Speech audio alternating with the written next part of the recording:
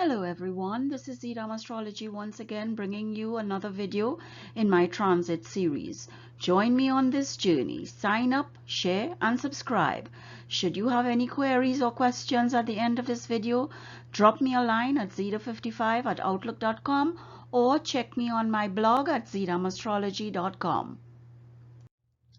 Okay, we are starting the period of choosing our cards, our random selection for the period July 24th to 14th August 2022. And here we have the deities, the gods and goddesses of the Hindu pantheon, where Vedic astrology comes from years and years ago. Sanskrit texts guides us, the Manu scripts, the Murtis, the religious practices, and these all come through in the energies of the gods and goddesses, who are a reflection, or as we know it, our visual of Bhagwan, the one and only God of the universe. And that deity that is going to guide us this period is Sri Vishnu, and he is the maintainer, the sustainer, 1/3 of the Trimurti, which is the basis for the Hindu pantheon, and all stems from him, Brahma and Shiva. So we have Lord Vishnu, and probably we need some balance. He's coming in our life to right some wrongs, to help us maintain balance. We don't know until we read the cards and read the transit of the grahas. And the element that we are looking at this period is earth. And earth is grounded, earth is reliable, earth is stable, earth is us looking at the masses and trying to build on a foundation that will not crumble.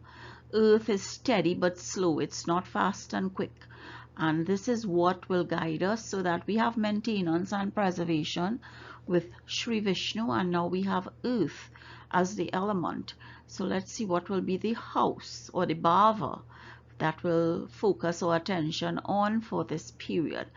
And that bhava is the 12th bhava. And the 12th bhava is all about meditation, moksha, isolation, restriction, expenditure, losses, but losses not in a negative way, because you have to lose something to gain something, and losses that may be things that we have to throw out or let go of, things that are no longer good for us. So that might be the losses that we are looking at. But when we read the chart and we look at the cards in the tetractys spread, we might get a better picture. And here we have Saturn as the planet, as the graha. So Saturn, as we know, is spending his time between Capricorn and Aquarius. Saturn has retrograded, as far as recall, into Capricorn, and will go back to Aquarius in January of 2023, next year. So we have retrograde Saturn dealing with right now, and Saturn is the lord of karma, the judge. He delays, he doesn't deny, but he places restrictions on us. So this is another set of restrictions that we have with the 12th house and with Saturn, and we'll see what that brings for us. And then we have the chakra wisdom card of prayer. So is this a meditative time for us? The 12th house is all about monasteries, praying, gurus, moksha, letting go, reaching a pinnacle where material things are not our forefront or priority anymore. So all these deities and energies appear to be aligning and correlating themselves already. And let us see what the tetractys spread will bring us for this period, because as you know, at Zeta Astrology, this is the spread that I use, and I use the Celtic cross at times, but I really resonate with the tetractys spread and how it alludes to the planets and its energies. And the first card that we have here is the 9 of Cups. The 9 of Cups. Then we have the 8 of Swords. The 8 of Swords, followed by the King of Swords. The King of Swords. Then we have the Six of Wands, the Six of Wands, the Seven of Swords. Very interesting. And then we have double six, the Six of Swords. So we have the Six of Wands and the Six of Swords in the harmony line with the Seven of Swords.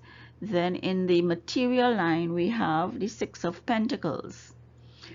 And then we have the Ace of Cups.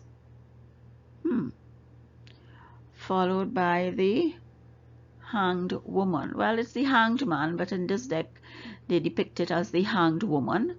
And the final card we have here is the Four of Wands. So this is the tetractys spread that will enable us to clarify the transit of the grahas for the period 24th of July to the 14th of August 2022.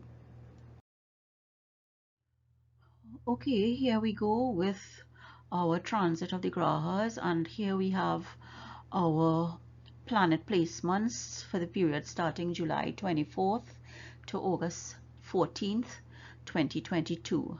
And as we can see, Saturn has retrograded back to Capricorn, and Jupiter is in Pisces. Mars and Rahu remains in Aries. Sun and Mercury has gone into Cancer. Venus is in Gemini and Moon is here in Taurus. And well, we still have Ketu in Libra, and the ascendant is with Mercury and Sun. And what I would like to look at today for this transit, since as you see a lot of the planets are still where they're supposed to be, I am going to look at the period, not the period, but the aspect, the transit of Saturn aspecting Jupiter with its third transit. Now Saturn is retrograde in its own home, and Jupiter is also in its own home in Pisces, and Saturn is aspecting Jupiter fully, and this is where we get contraction versus expansion, because Saturn is all about contraction, Jupiter is all about expansion. And just for a note, Jupiter is debilitated in Capricorn and frustrated in Aquarius, while Saturn is uncomfortable in Sagittarius and struggling in Pisces. And this is, if you cast an aspect, then you know you are actually looking at that planet. So here we have Saturn looking at Jupiter in Pisces. So Saturn will be struggling here, because Saturn will be struggling in terms of not wanting to expand too quickly, not giving things too quickly throughout, without discipline, without karma or karmic debts being paid. And Jupiter is the part of you that seeks rewarding experiences, you know, whether on a physical, mental or a spiritual level. Jupiter's goal or directive really in life is to find what you can enjoy doing and do it a lot more of it. While Jupiter moves through Pisces, our egos kind of pull back, and our sense of compassion expands tremendously, because we are in a water sign. We are in a mutable water sign where you have two fishes circling each other's, never really making a decision, but they're circling each other's because they don't touch. That is the symbol of Pisces. And you know, we are more intuitive at this time, you know, helping us to truly feel the worries and the fears and suffering of others. You know, we have empathy. We have empathy with others when Jupiter is in Pisces. And you know, we cannot simply disregard others' problems as their own. You know, we are eager to help those around us to heal and to reach a happier place. Jupiter is a planet of great positivity and reward. And in this sense, the reward is a greater connection, you know, that empathy that you're sharing, that connection on the flow and ebb of the water. And Jupiter is a planet of philosophy and religion. You know, it's a great benefic, it's the great guru, because Jupiter is the guru of the gods. He's the teacher of these gods. So when Jupiter and Saturn team up, our faith, you know, kind of expands. And we can learn so much about our own spiritual connections by listening to the experience and views of others. And it's a time when we realize that we are all connected and we can't be a silo, you know. We have to take others in our ambit because they feed us and they can also destroy us. Saturn, on the other hand, represents the part of your psyche that focuses on essential necessities. You know, whether in work, health, or relationships, Saturn, the question that Saturn asks is, what must I do to build lasting security? So, you know, Saturn is all about working for what you want, being stable, being reliable, slow and steady. Saturn's retrograde in Capricorn, however, is overcoming the fear of being judged, because Saturn and Capricorn are like two astrological peas in a pod. You know, Saturn is the disciplinarian, the planet that likes to take us to task. You know, as the father of the zodiac, Capricorn wants us not only to set long-term goals or plans, but also ask us to create a plan that helps us work towards accomplishing our goals, you know. So when Saturn makes its trip through the sign of Capricorn, it could feel like, you know, we're going through our own passage, rite of passage, as it were, you know. But as the natural ruler of Capricorn, Saturn is at home, as I said, in this sign, and it enhances the very best that Capricorn has to offer. This is a period when we'll want to build solid foundations using our powers of fortitude, endurance, productivity. But is this going to be an easy transit? Nope, it's not going to be an easy transit, because Saturn in Capricorn teaches us that the tougher the lesson, the bigger the blessing. So that if we do what this transit asks us, we will be rewarded, but not today, not tomorrow, but in the years to come. Saturn's retrograde in Capricorn asks us to decide what we want to bring with us from the past, you know. He encourages us to establish solid foundations for our future and to define clearly the role that we want to have in society. He kind of inspires us to take into account the relationship between responsibility and power, and to think well about the obligations we take on. Saturn's retrograde in Capricorn is the best moment to review our daily routine and reassess our priorities to develop a healthier, more positive relationship with our duties and responsibilities, our dharma, right? You know, and Pisces as the final sign, you know, this is the end of the cycle. We have learned everything from all the other 11 signs and planets in the sign. So that Jupiter here now is in the natural 12th sign of the zodiac, which is the end of the line, you know. Pisces, however, is like Jupiter, is spiritual and, you know, is extremely focused on the inner journey, so that Pisces can effortlessly ride with the flow of the water that is Pisces. And, you know, the Pisces is represented by a pair of fish, as I said, and fish is extremely glad to be regarded, you know, as a warm feeling, a feeling of security. You know, but fishes don't stay hidden for very long. Somebody throws a lure and a fish is hooked or caught. Dolphins take a breather and jump over the water. Whales do the same when they have to breathe.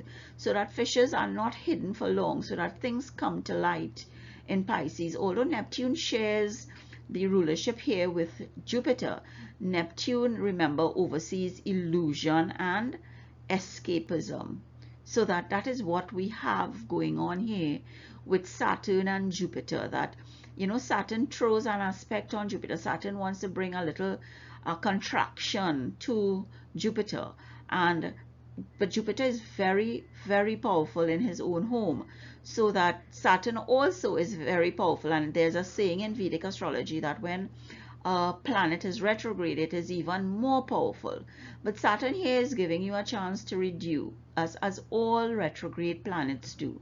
They give you a chance to regroup and redo what you may have missed, what you may have done wrong. So if you were dreaming too big or expanding too big or learning quicker than you should, in terms of not really absorbing but just memorizing and forgetting after you sit the exam, then that is not what Saturn wants you to do. Saturn wants you to do the correct thing in the correct way.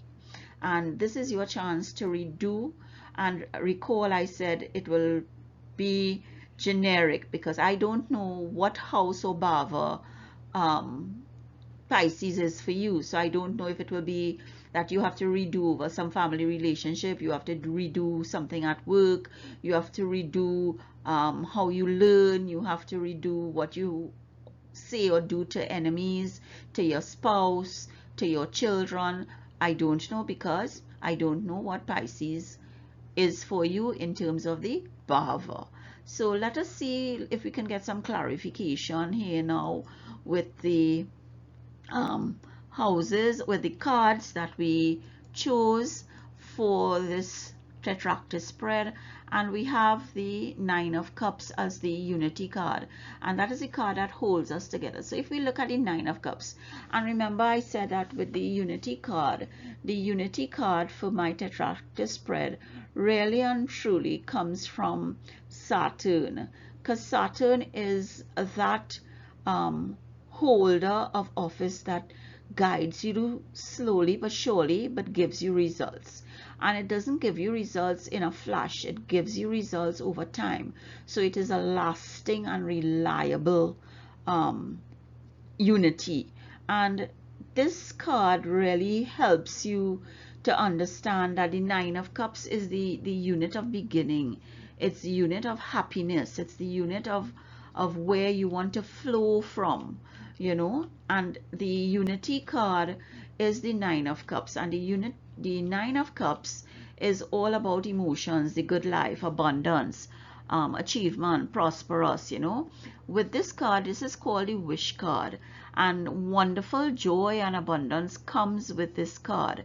And this is probably the lesson that Saturn wants you to learn here, that, you know, you're wishing for something, but you need to wish for something that has a long-term goal, a long-term plan. You know, that abundance may be on the material level, but with this being a cups card, material abundance is not worth much if it just travels on its own. You know, great inner happiness, self-confidence, self-esteem are expressions of abundance too, and all are suggested with this card. So that is more of a inner confidence, a inner journey that you wish to journey on. And this is about Jupiter and Saturn, because remember, Jupiter in Pisces is all about that inner journey, you know.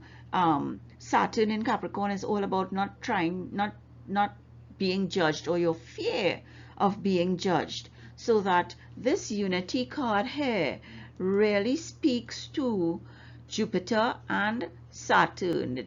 That is the foundation that we are looking at with Jupiter and Saturn with the unity card, because this is your inner journey. You know, it heralds a time when you understand the importance of finding inner happiness, the importance of finding yourself, of going in that journey to meditate and to self-regulate what you want and how you want it. You know, the Nine of Cups is all about you achieving what you want, that will remain with you, that will not be a flash in the pan. You know, the Nine of Cups takes you to another level altogether. You know, it can suggest an emotional maturity and the understanding of what is important and what is not. You know, there's a feeling that you have found yourself at long last. So this is the deep lesson that Saturn probably wants you to understand, that this is a journey of finding yourself. You know, that it is a time for seeing the bigger picture in life, and for truly knowing what it is you have been looking for, where you want to be, what you want to do. You know, it can suggest a time for moving away from an old style of living that was based more on your wants and needs, rather than what you can work with and what you can acquire for yourself and have that inner peace and harmony. You know, that this card suggests that it's all about you in this moment. You know, it means you are in control of your life, and you should be in a self-care mode. This is a time for concentrating on your needs and what makes you happy. Let others think what they wish for. You cannot keep everybody happy. Keep yourself happy. This is what the Nine of Cups is telling you. And then we go to the power card, and those power cards come from the moon and the sun. And this power card is the Eight of Swords and the King of Swords. So we have the intellect here, the mental capability and capacity, your mind, your thoughts. And moon here is in Taurus, and moon is in Taurus at Rohini Nakshatra, and that is the best nakshatra for moon to be in. Moon is happy, as we say, like papi. Moon is very, very happy right now. And moon, this Eight of Swords though, tells us the dark consequences. Moon is the dark light, is the consequences of our decisions and our thoughts and our deeds. And moon's the Eight of Swords is all about the consequences of the dark side of the moon, Krishna Paksha.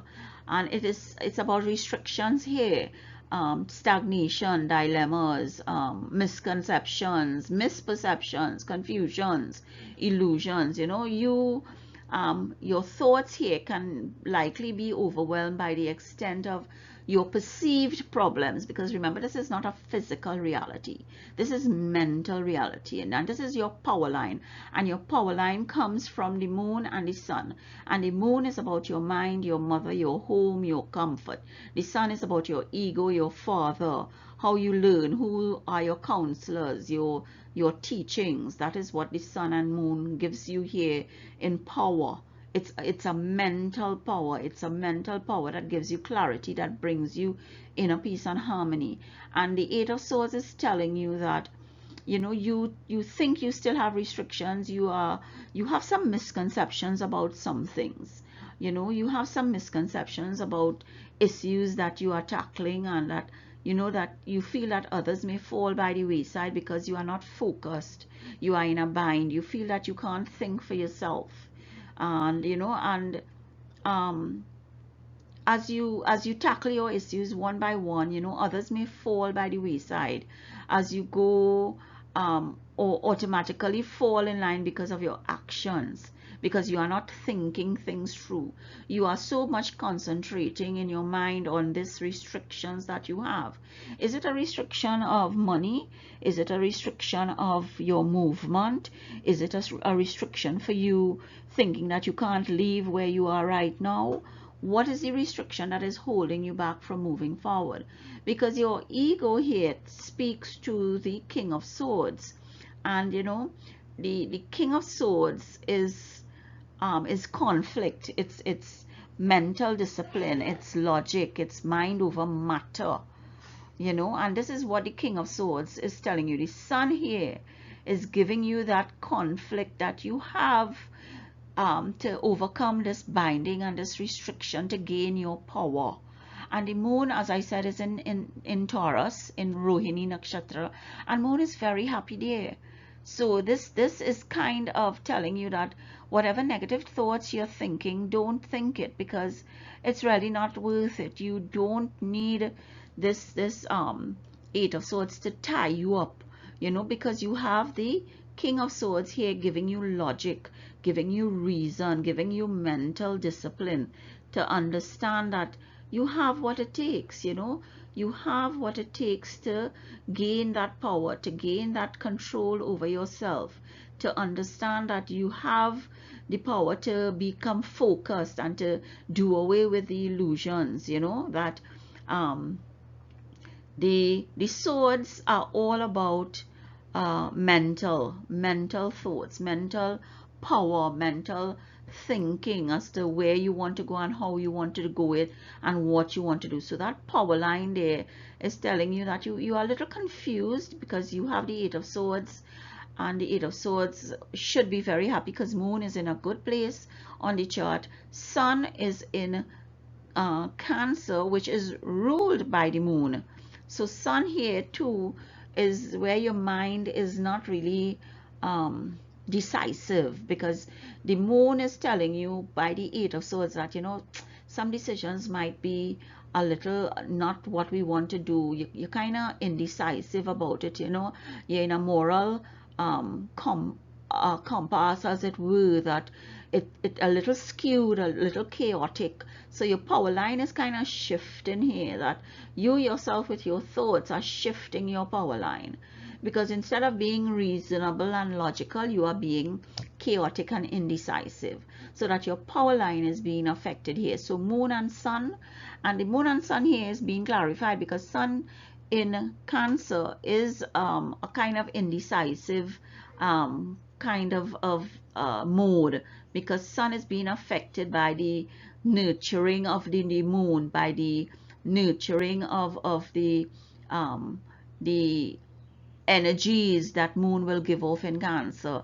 And then you can't really speak too much about it, because we also have Mercury in Cancer, and Mercury is combust, you know, and Mercury can now expand the confusion on decision and task.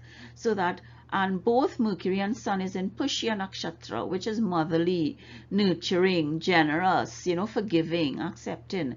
But your speech here will not be true to what you want to say. It may come out in a way that you don't want it to come out, because Mercury is combust. Mercury is very close to the Sun, so that what you want to say may not be said in the correct way. And then Sun is indecisive and chaotic, because it's affected here by the moon, the ruler of Cancer. So Sun, so your power line right now is not too up to par, up to mark, because it is being affected by the moon. Moon is very happy.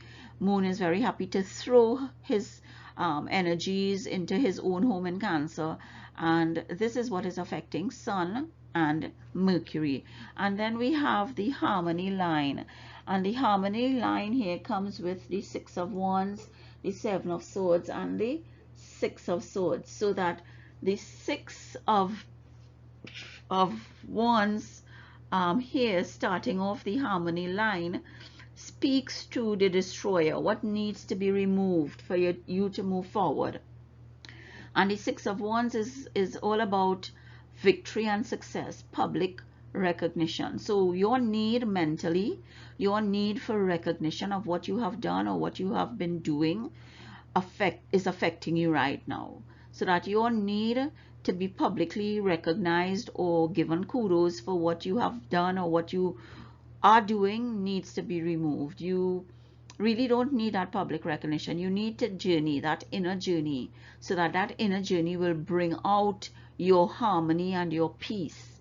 And you know, this card is indicative that you have managed to harness the strengths and talents that you have within you in an attempt to bring a successful outcome in your life. You know, you have managed to properly get through the confusion which is brought by this card, and to manage properly and minimize the distractions, you know, focusing on your goals. And this is what Saturn is giving you, that do-over, that the Six of Wands is telling you, you know, that yes, you want to receive an award, you want to receive public acclamation of your work that you have done, or that the contributions you have made to your family, or to what you have done for your spouse and others in the community. But right now, you need to remove that thought, because that is what is going to destroy you. And the sustainer here, which is what helps you maintain a balanced life, is the Seven of Swords. And you know, you may be tempted to sneak away somewhere, that you know the situation is no longer working as you expect, and you just need some time for yourself. You know, the Seven of Swords, you think that if you leave it, it's going to go away. So that the Seven of Swords here, Mercury, and remember, Mercury here is in Cancer, and Mercury is combust, so that you don't need to have a conversation or a debate. You just need to isolate yourself, meditate, and go on an inner journey to find out, really, are you making the correct decision by leaving? Are you making the correct decision by not saying anything? But you need some time, and Saturn is giving you that time by his retrograde action. Jupiter is expanding his empathy with others by being in Pisces at this point in time. So what are you going to do? You know, Pallas is the the goddess of wisdom, Athena, and this is the creator, what drives you in the new direction to give you harmony, so that you have the destroyer, the sustainer, the creator. And in life there will be times that the only way to fix a problem is to leave it sometimes. So the Pallas, the goddess of wisdom, is telling you, probably you really need to leave it, give it some time, escape for a little bit. So this Pallas here, this card, is telling us that probably we need to take some time. It's clarifying the Mercury card, which is combust right now, because Mercury is combust with Sun here, very close to him in Cancer. Mercury is 15 degrees Cancer and Sun is 7 degrees, so it's within 14 degrees, which makes Mercury combust. So Mercury is not operating as it wants to communicate in terms of how you are going to transport yourself and others through speech, through voice, through communication. So Mercury is not in a good place right now in terms of being combust. And Mercury here is telling you, you want to sneak away because you don't want to talk, you want to sneak away. But Pallas here with the wisdom card, 6 of Swords, is telling you that, you know what, you're probably right. You need to take some time out until Mercury moves away from Sun a little bit, so that Mercury will not be combust, that then you can start talking about your needs, your wants, and what you require as somebody who wants to do something with your life, who wants to do something different. So the cards are reading into what is happening here in the transit of the grahas. And then we come to the material part of this, and we see the 4 cards here in the material part of this concerns Saturn, first of all, which is another 6, the 6 of coins.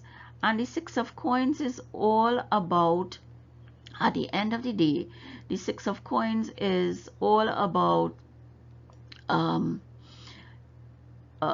it's all about, let me put this into perspective, a position. The 6 of Wands is giving you a position where you have a good relationship with your income.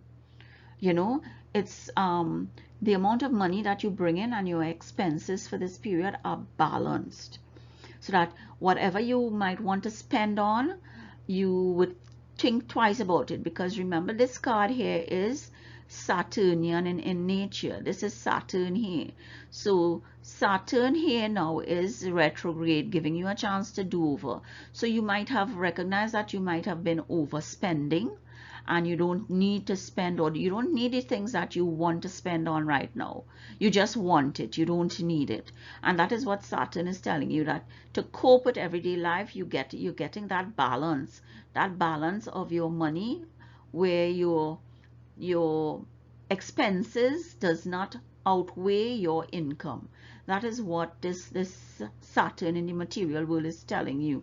That you are grateful for all that you own and can happily share, sometimes even with others, and you can tell that the 6 of Pentacles can also be about charity. It can be about giving, because you might be giving to an institution, you might be giving to someone, and then we have the Venus card, which is the exploration of your emotions, and here we have the Ace of Cups. And the Ace of Cups is a time to let loose of whatever emotional baggage you have and start living your life to the fullest, so that your feelings as to you not doing the right thing and you not feeling to be alone at this point in time, just let go of the baggage. Seek that inner journey and understand that you can be a different person with a chance to start afresh. It might come in the form of opening yourself to the possibilities of a new relationship. It might make you to be emotionally fulfilled when you let go of this baggage. This is a new beginning opening up for you here in terms of Venus. And Venus is here in Gemini, and Venus is all about the beauty and the luxury, and probably you need to let go of that. That some things are just not for you. You're supposed to be a hard worker. You know, you don't get things easily. You have to work for it. You don't win the lotto. You don't gain an inheritance. When somebody dies, you are left with nothing but debt or bills, and you have to work to pay it off. That is what this card is telling you here now. The ace, that you are going to have to let go because a new beginning is here for you. Aces are all about letting go, and the planet or graha that is aligned to this ace of cup is Venus, and Venus is in Gemini. And while Venus is in Gemini, it's not a enemy house, but you know, it's a place where Venus would want to um, throw out and expand like Jupiter. And but Venus here is not going to be too comfortable because Mercury is combust, so that the ruler of Venus, of Gemini, is combust, so that the energy of the ruler where Venus is not very comfortable, so that you yourself may not feel very comfortable thinking about those things. But the card tells you that it's a new beginning and you need to let go. And then we have the Hanged Man or the Hanged Woman in the current strategies and thoughts concerning goals. And this card is again aligned to Jupiter. And remember, Jupiter is in Pisces, so that, you know, the Hanged Man card reflects a particular need to suspend certain actions. So here we go back now to again with the Hanged Man, saying that we need to suspend a certain action. It speaks to the Seven of Swords, where it's telling you, you know, you wanted to sneak away. The Six of Swords is telling you that, you know, probably it's time to take a rest and take a short journey to think about things. You know, the Eight of Swords here is telling you at the end of the day you are restricting yourself, because this is a mental thing. You know, Moon is there, so that you are restricting yourself, you are binding yourself, you know. And your ego here in the King of Swords is saying that, you know, you are restricting yourself by this by not being logical, by not being reasonable, by not looking at things for the long term. You know, you want things quick, but Mercury, the planets are not giving you that option. They are telling you that, you know, you probably really need to take some time off. You probably really need to step back and look at what you are doing for this period. And Saturn is telling you that. Saturn is telling you, I'm retrograde right now. I'm giving you a chance to redo. I'm giving you a chance to regroup, right? And then we have for the final card of this, which is your will, your ambition, your creativity. It's telling us is the Four of Wands, and this is Mars. And Mars is with Rahu in Aries. And remember, Aries is the sign of creativity, of initiative. And Mars here is at 18 degrees Aries. So Mars here is not on top of Rahu, because Rahu is at 24th. So Mars is going towards Rahu. And remember, Rahu is the god of or the great deceiver, as we call him, so that what you think you might be able to do physically, you may not be able to do, because Rahu is the great illusionist, and Mars, remember, is the physical force, is the commander-in-chief of the army. And you know, Mars is all about celebration of victory, but the Four of Wands is giving you that victory. That's your creative force, your will, ambition. You know, you want to have celebration as also a happy and harmonious home environment. You know, these are associated. This card, this Four of Wands, is associated with a period of happiness and balance.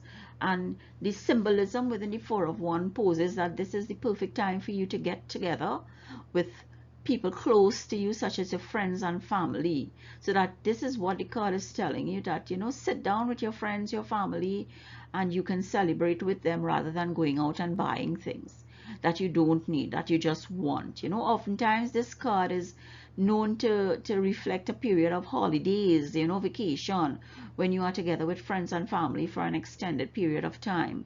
You know, it might also be suggesting that you have a get together, spend some time with others. You know, seek persons who can help you meditate and give you that insight and that new perspective.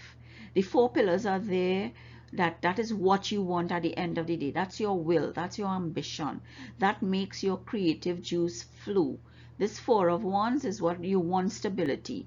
And you can only get stability by not restricting yourself, by taking time out for yourself right now, by taking a step back before you make any decision or do anything.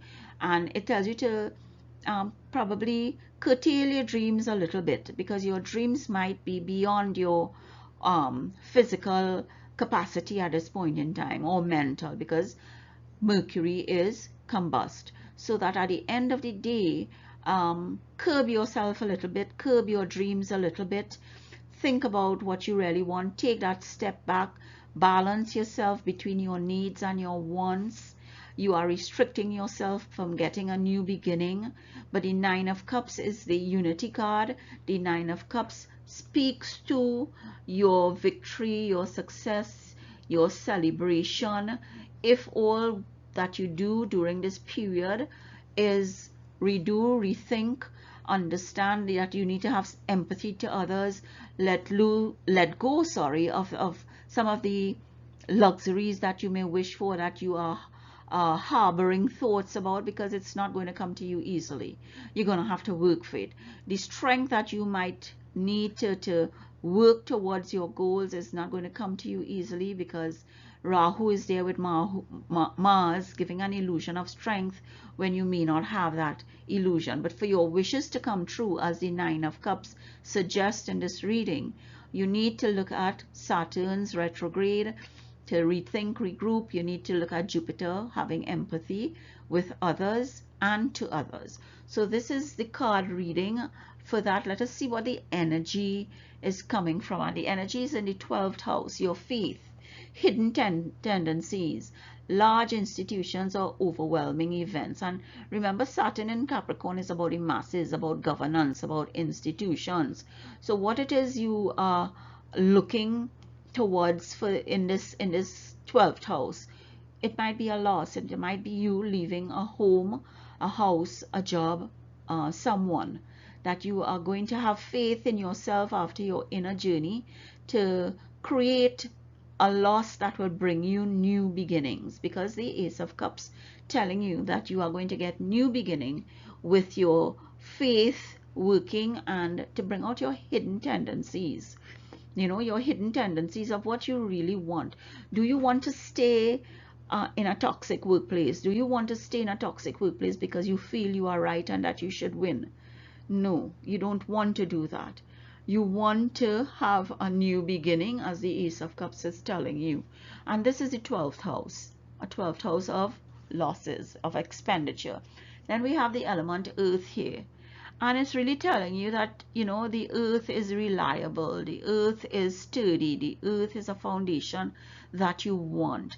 And this earth card is Saturn.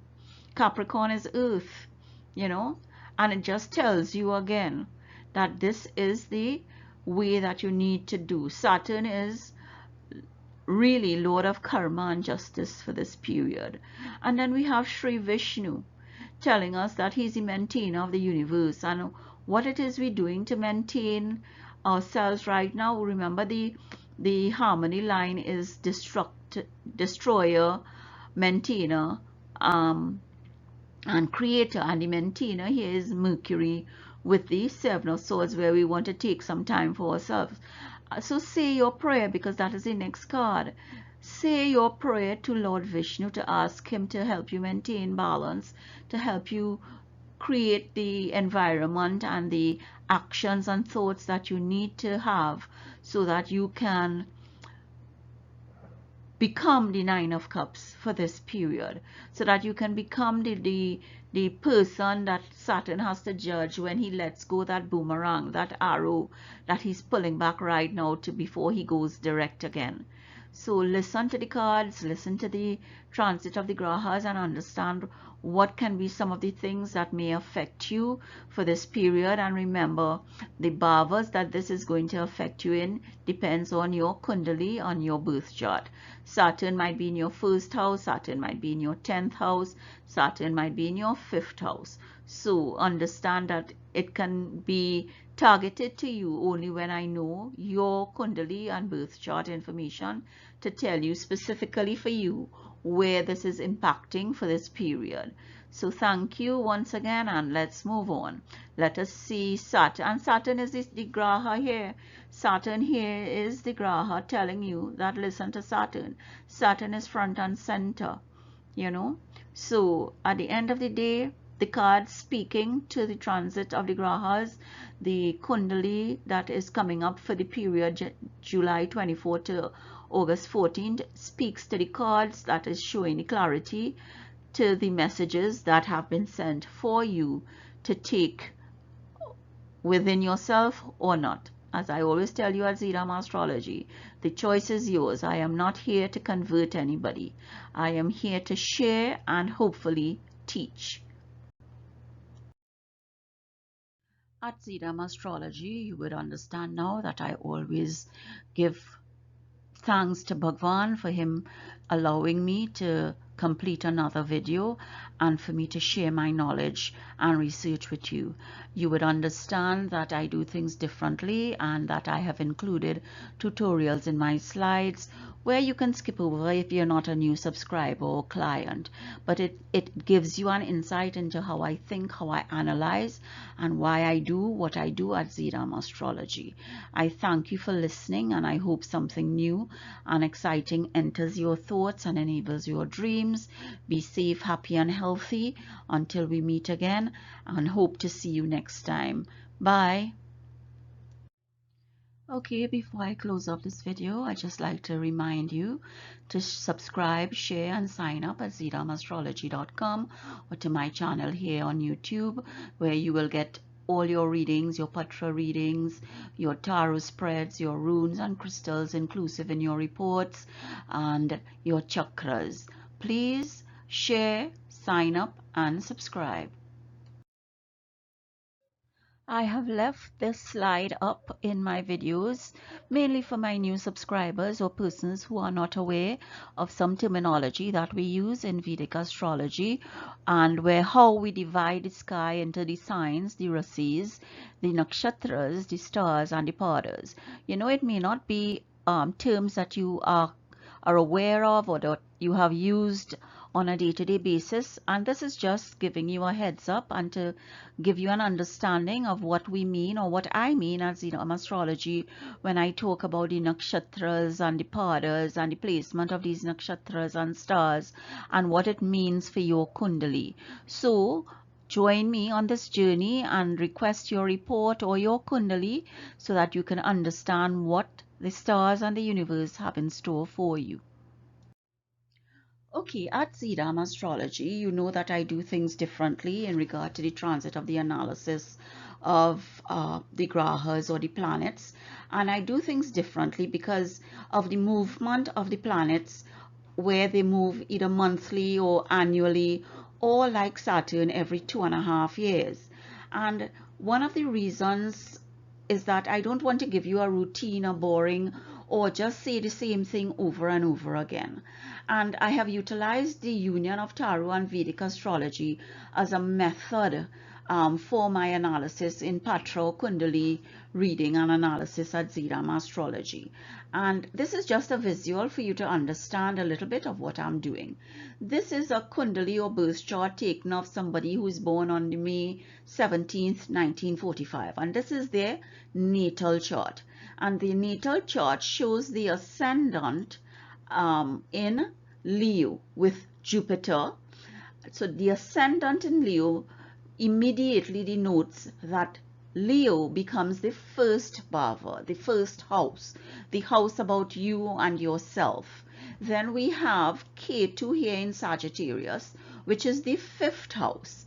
Then we go to Venus and Mars in Jupiter, Mercury in Aries, Sun in Taurus, Rahu and Saturn in Gemini, Moon in Cancer. So you go clockwise in this chart.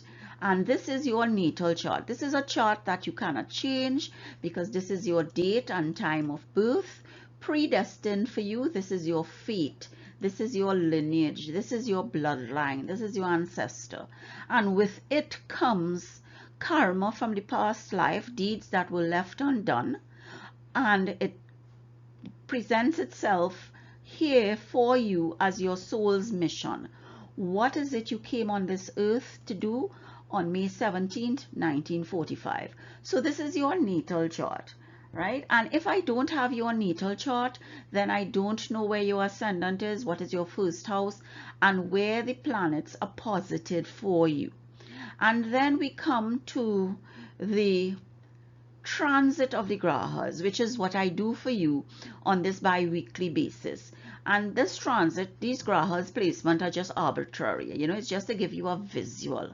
And let's just say that this transit grahas on the day that I'm doing this video on the 17th, that the transit of the grahas reads as how these are.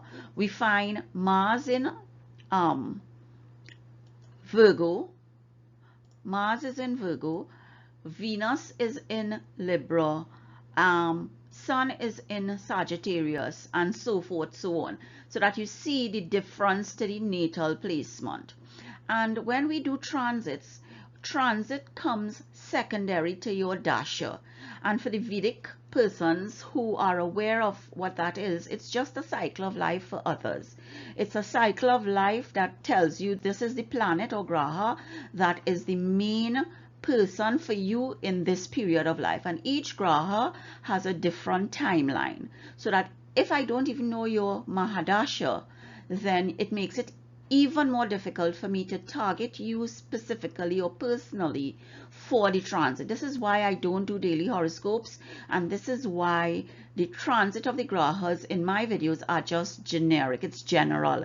It tells you what the planet is going to give out for that period on that sign. It doesn't speak about the houses. You know, this might be the potential energy for this planet based on its aspects or its placement in the zodiac. It has nothing to do with the bhavas or you specifically, because I don't have your natal chart. So that your natal chart is the foundation for you.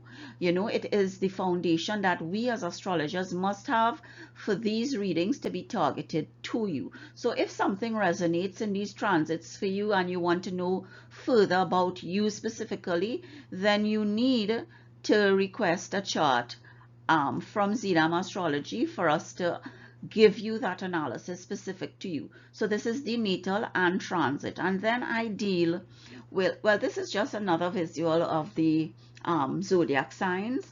And I put this up here because then I deal with the Dharma Trikona in my tarot readings. And the Dharma Trikona really deals with the fire, earth, air, and water trines. And the Dharma Trikona is your first, fifth, and ninth house. So in this chart here that we are seeing, in this chart we have the ascendant here in Leo.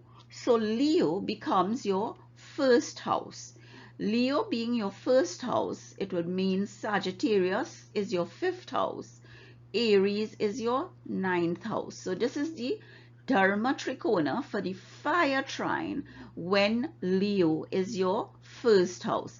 If Aries was your first house, then Aries will be 1, Leo will be 5, and Sagittarius will be 9.